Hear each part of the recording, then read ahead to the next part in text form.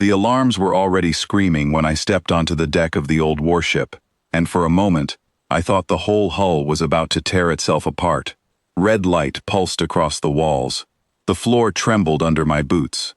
Somewhere above me, a voice that did not belong to any living crew member repeated the same warning over and over, calm and cold, telling everyone to leave before the reactor woke up wrong. My name is Elena Marsh, and I was sent to record a failure. That was my job. I worked for the Coalition fleet as an observer, and my task was simple. Watch another captain fail to wake this ship, write the report, go home. 17 captains before this day had already tried and failed. The ship they called the Ancient Warship had been found drifting in dead space for 300 years, and every single person who boarded it walked away rejected, sometimes shaking, sometimes silent, for days afterward. Nobody could explain why it refused them. Nobody could explain why it was still refusing anyone at all.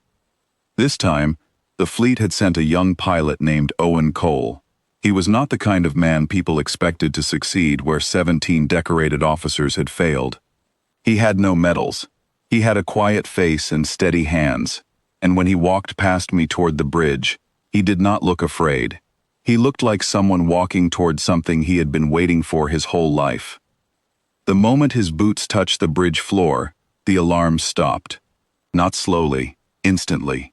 The silence that followed was worse than the noise had been, because silence on a ship this old meant something was deciding whether to kill us or let us live. I stood near the door with my recorder shaking in my hand. The lights on the console flared to life one by one, climbing across the panel like a heartbeat waking up after a long sleep. Words appeared on the main screen, glowing pale blue. State your reason for being here. Owen did not hesitate. I am here to fly you, he said. Not to own you. Not to command you like a tool. I want to protect people with you, if you will let me.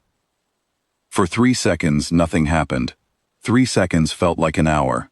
Then the screen flickered again. You are the 18th. The other 17 wanted power. What do you want? Owen took a breath. I could hear it, even from where I stood. I want to stop losing people, he said. I lost my sister in a raid 2 years ago. Nobody came in time. I don't want anyone else to wait for help that never comes. The reactor hummed beneath the floor, low and steady, like something breathing for the first time. The lights around us shifted from red to a soft gold color, warm instead of threatening. I had never seen this ship produce that color before. Not in any record, not in any report from the 17 failed attempts. Then the ship spoke, not through text this time, but through a voice, deep and quiet, filling the entire bridge. I have been waiting a long time for someone who did not want a weapon. I nearly dropped my recorder. Around us, systems that had been frozen for 3 centuries began waking up floor by floor. Doors that had been sealed since before any of us were born slid open on their own. Screens that had shown nothing but static for decades, filled with star charts, weapons diagrams, navigation paths, all restoring themselves as if the ship remembered exactly who it used to be. I should have been terrified. Instead, I felt something closer to wonder. Then the first real danger arrived. A distress signal broke through the comm system, sharp and urgent, cutting off the quiet moment we had just shared.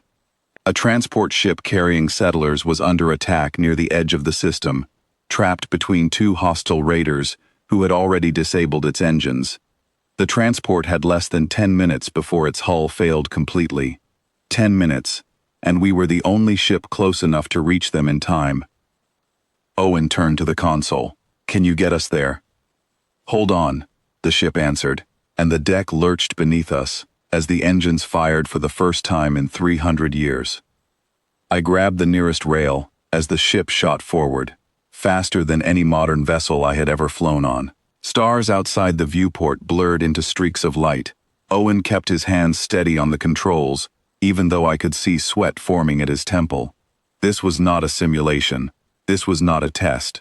Real people were dying in real time, and an ancient machine that had rejected 17 captains was now the only thing standing between them and disaster.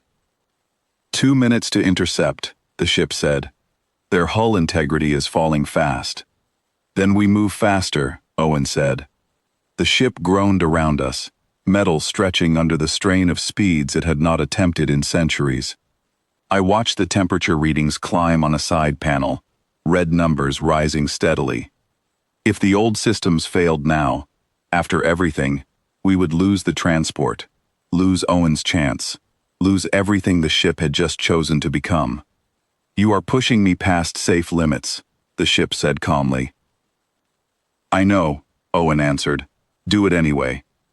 There was a pause, the kind of pause that felt like a decision being made somewhere deep inside old circuits that had once served a captain long dead. Then the engines roared louder, and the ship surged forward one final push. We arrived just as the transport's outer hull began to crack open along its side. The 2 raider ships were circling it slowly, firing short bursts meant to disable rather than destroy, herding it like a wounded animal. Owen did not slow down. He flew straight between the transport and the nearest raider, using our hull as a shield. Divert power to forward shields, he said. Already done, the ship replied, and I felt the entire vessel shudder as it absorbed a strike meant for the transport instead. Sparks flew from a panel near my feet. I stumbled back, catching myself against the wall, my heart pounding louder than the alarms had been minutes earlier. Their engines are dead, Owen said, watching the transport's readings. They can't move on their own. I can tow them, the ship offered, but it will leave us open on our flank. Do it. I watched through the viewport as a tether of light extended from our hull to the crippled transport, locking it into place. The moment it connected, one of the raiders turned toward us, weapons charging for a direct strike against our exposed side. Brace, the ship said, and for the first time since boarding, I heard something like urgency in its voice. Owen twisted the controls, rolling the ship at an angle that let the strike scrape across our shields instead of hitting directly. The impact still threw me off my feet. I hit the floor hard, pain shooting up my arm, but I did not let go of my recorder. Some part of me needed proof that this had actually happened, that an ancient ship and a stranger with steady hands had actually done this. Their weapons are recharging, the ship warned. 15 seconds. Then we're gone in 10, Owen said, and the engines fired again, pulling both ships forward in a burst of speed that pressed me flat against the floor. We crossed into a safe distance, just as the raiders' second strike fired uselessly behind us, missing by a wide margin. The transport, now safely tethered and moving with us, sent a shaking voice over the comm, thanking us, asking who we were. Owen looked at the console for a long moment before answering. Someone who came in time, he said quietly. The bridge fell into a strange, peaceful silence after that.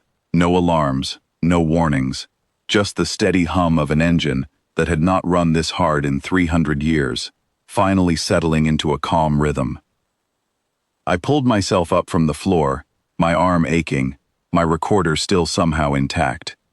I looked at Owen, standing there with his hand resting on the console like he was thanking an old friend, rather than operating a machine, and I understood something in that moment, that no report, no record, no history file about this ship had ever captured. This was never really about finding the right captain. It was about finding someone the ship could trust to stand between danger and the people who needed protecting, without wanting glory in return.